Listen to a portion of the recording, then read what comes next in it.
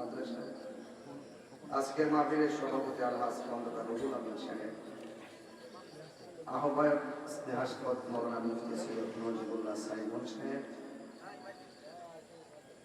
আল্লাহর ওলি শাহ সৈয়দ জুলফিকার আলী রহমাতুল্লাহ আলাইহি এই পবিত্র উরুস মুবারক বিচারে সওয়াব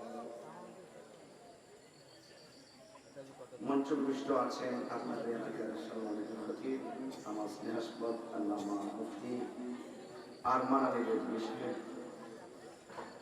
আজকের মাহফিলে অনেক আলোচক বৃন্দ এসেছেন, সবার প্রতি শ্রদ্ধা রাখছি। মৌলানা হাফেজ নাজিরুল হক মিয়াজি সাহেব, মৌলানা গাজী সাইদুল ইসলাম আল কাদরি সাহেব, মৌলানা আবুল সুলতান আল কাদরি সাহেব, মৌলানা আব্দুল কুদ্দুস আল কাদরি সাহেব, মৌলানা সাদ্দাম হুসাইন আল কাদরি সাহেব, মৌলানা আখতার রেজা কাদরি সাহেব সহ সৈয়দ জুলফিকার কাদী রহমাতুল্লাহ আলাইহি দরবার শরীফে আশিকিন জাকিরিন মুহিব্বিন প্রেমিক যে আল্লাহ রাব্বুল আলামিন আপনাকে আমাকে আজকে এই মাহফিলে আসার সুযোগ দিয়েছেন, শুকরিয়া দান করুন আলহামদুলিল্লাহ। কি পুরো কমাই দেন। লাখ কোটি দরুদ ও সালাম ওই নবীর নূরানি কদম মোবারকে যিনি হায়াতুন নবী নূর নবী গায়বের খবর দেন ওয়ালা হুজুর পুর নূর সাল্লাল্লাহু আলাইহি ওয়াসাল্লামের উম্মত হিসাবে আল্লাহ পাক আমাদের সকলকে কবুল করেছেন। এই জন্য শুকরিয়া দান আবারও করি আলহামদুলিল্লাহ।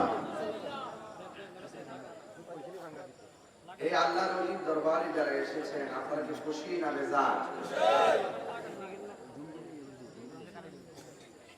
আপনাদের সকলকে অনুরোধ করব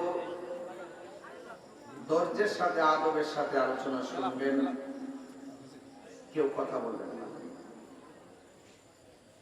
আজকের এই প্রোগ্রামটা অনুষ্ঠিত হতে যাচ্ছে, আমি আপনাদেরকে 3 থেকে 3.5 মিনিট বিরক্ত করবো, তারপরে আমি ওয়াজ শুরু করব।